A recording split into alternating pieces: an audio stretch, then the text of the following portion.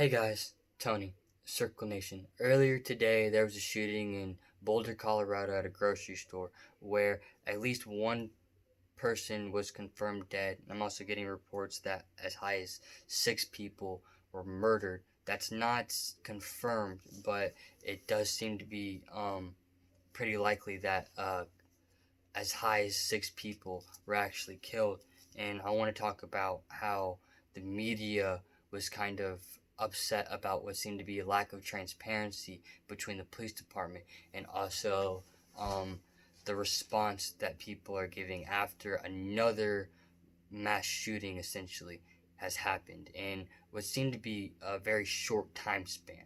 Um, what we don't know is how many shooters there actually were. Obviously, there were at least one, but there may have been um, as many as two. And also, we don't know, we don't have a confirmed number of how many people were injured, how many people were killed, and we don't know the motive behind this, what seems to be senseless shooting. But as far as the police department goes and their lack of transparency, I want to kind of give them uh, a break in a sense because the last thing I want is the police department to tell the media information and then family members of these victims to find out that their mother, father, brother, sister, children has died from the news.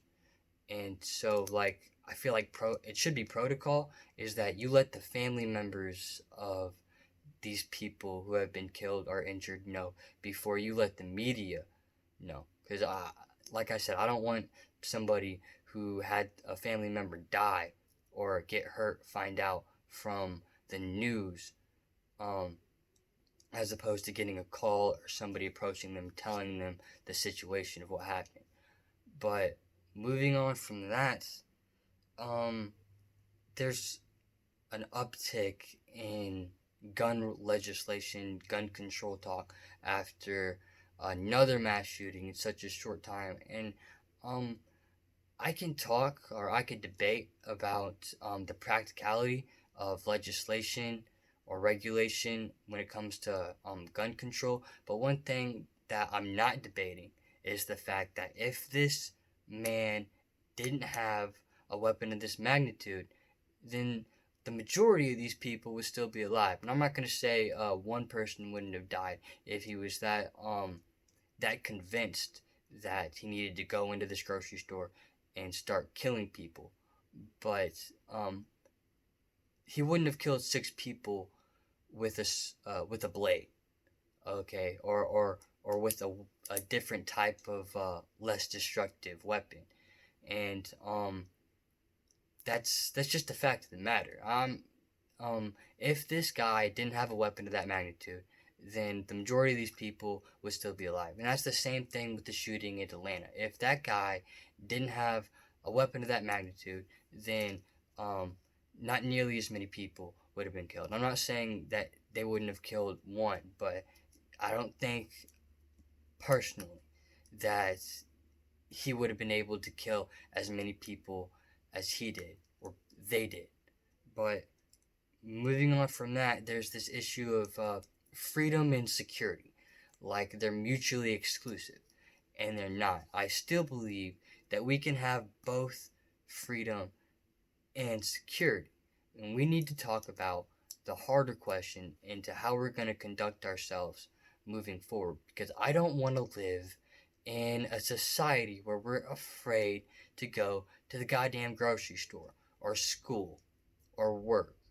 I think we need to we need to have regulation or legislation or what the fuck ever to where we curb this and it doesn't happen to the extent that it's happening now, because no other country deals with this at the rate that we deal with it. And we don't have to infringe on people's rights in order to build a safer society, in my opinion. And I know talk is cheap, and I'm saying this, and I'm not really giving any explanation on how I would go about having this legislation, but I that's what I think is we need to we need to figure something out to where we're not having kids killed in school, people killed in grocery stores, or in public spaces where people just come in and start murking people with these types of weapons. We need to figure our shit out. And I don't have the answers, but I still believe that we can do this and have both freedom and security and implement legislation without infringing on people's rights. Because I think most people would also agree that these people had no business with those weapons in the first place.